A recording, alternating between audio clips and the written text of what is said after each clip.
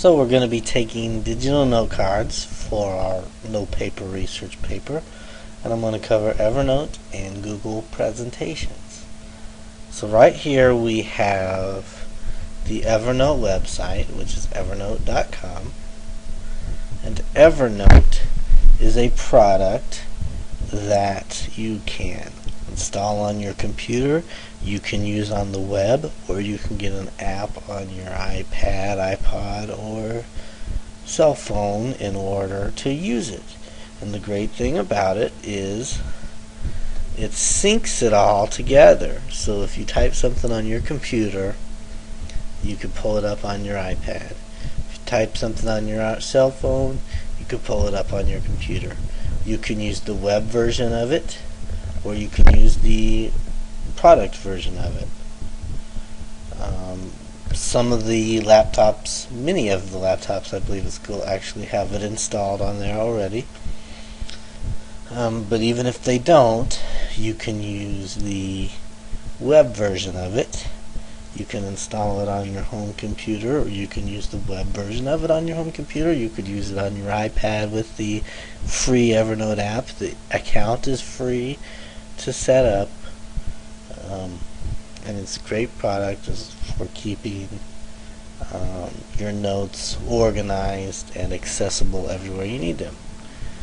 So if you want to use the web, you go to the web sign-in, and it looks like this. This is the web version of Evernote. This is the program software version of Evernote that resides on your computer. So I'll work in the web version because it's probably what most of you will work in. And you can see over here on the left of what they call notebooks. I have one set up for research papers. So that's the one I'm in right now,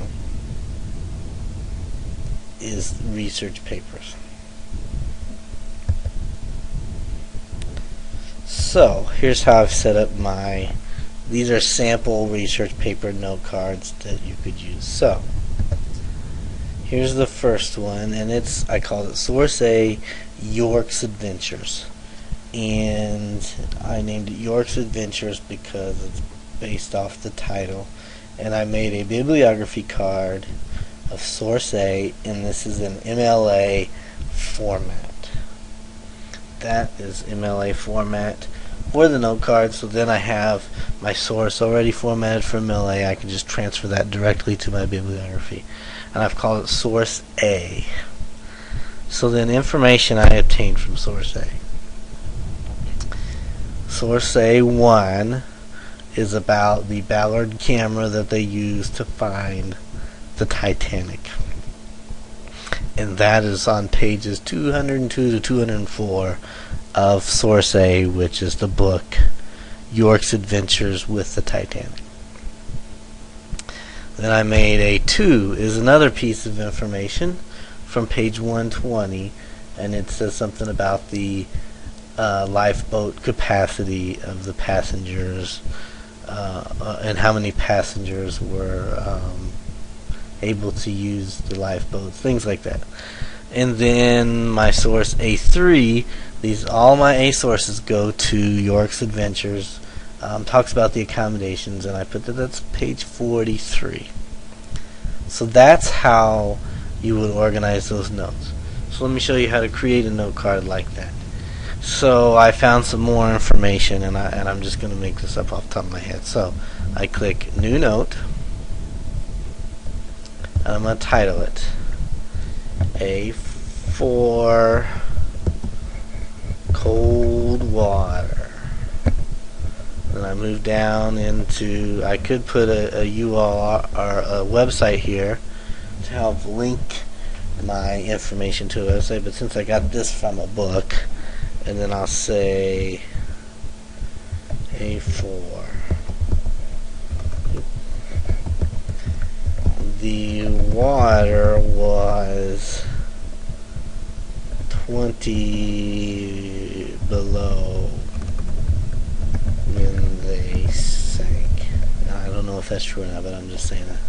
And then I change the color of that to help it stand out, but you don't have to do that. But it works just like a word processor. Then you can do different things. You can attach a file to this if you wanted to.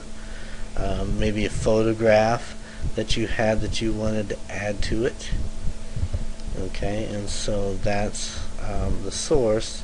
And then when I'm done with it, I just hit done. And there it is. And so it's in my list. Now my lists are based on the date they were created, but I could list them by title so that those A's go together. It changed it up a little bit. I need to name them so that they would fit together better, but let's go back to this one. Okay, so then my source B is from a website. So I included the website in here so that I could go back to it. If I clicked it, it would take me right to it. You see that? So there, but then I put I still, even though I have the website here, I still put the MLA formatting for the documentation so that it goes directly into my bibliography like this, but I still have the website to refer back to. And that's my source B. So information from source B would be about the 3 boats that were made by White Star, including the Titanic. B2 would be about the maiden voyage and information about that might relate to that. So that's how I would cite a website. Okay, and then source C, I wanted to show you a couple other neat little options. Source C, I handwrote this and I scanned it into the computer. So if you're somewhere where you don't have access to a computer and you need to handwrite your information, you can do that and scan it right in, and the note card, you just pop it in as a scan. This is another one that I scanned in just to show you. Again, I used C1, titled it, and wrote in the information, put the page that I found it at, and then I just scanned it in so I'd have that information available. And then this last one, C2, more facts, this is one that I took a picture with my cell phone. I wrote down the information and then took a picture with my cell phone, and I can upload that to Evernote. So even if I don't have a scanner available, I can take a picture of it and send it into Evernote. So those are your options, is what your note cards are going to look like and how you create them. If you want to go back and edit one of them that you've created, so this cold water one that I created, I can go back and edit it and go back in and say, no, actually it was 15 below. Then I hit done. You have the option to share with all your Facebook friends or to share on Twitter. You can delete your sources or your note cards if you like, or you can print them out even if you like. So those are some of the neat options with the web version. One other thing on Google Chrome, and I think you can do it on Firefox as well, you could probably do it on Internet Explorer, you have up here, so if I'm on the internet, let's go back to my Atlantic Liner site. Okay, I'm on the Atlantic Liner site. I'm going to enter.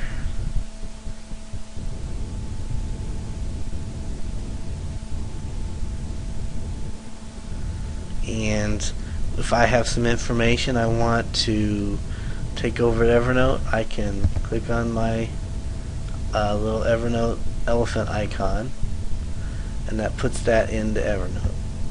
If I click on it and hold down a little bit, it gives me this window.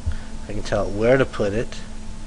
I can clip just the article, which would be this main part, I can clip the entire website, or I can clip the URL, which is the web address. So I'm going to clip the article. Just say clip article. Then we go to my Evernote page. So there you can see it right here, clip the article. So then I have that article available. I can reread when I need to and collect notes out of it. Again, we don't copy and paste this information, but if we run out of time at the end of class or something, we need to find this to go back to it. That's a quick way to keep it available to us so that we can review it. And if we go back to the program version of it, it's there too because I hit sync, and that synced it up and brought in the notes that I needed. So that's Evernote in a nutshell. You could probably find more to it. Let's quickly go to how to use Google Presentations to take notes. So here's what I've set up: a slideshow or a presentation. And the first slide would be my source A, and it is in MLA format again. So it's the same setup that I had in Evernote. I have the source card, MLA format, but then what I did here, over here on the left, is each slide is a new note card that belongs to source A.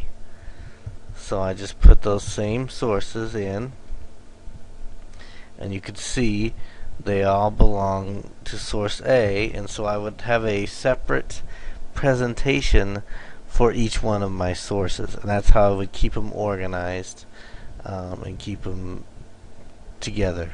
So that's a way to use Google Presentation if you don't want to use Evernote for your account. So those are ways that you can take digital note cards for the research paper.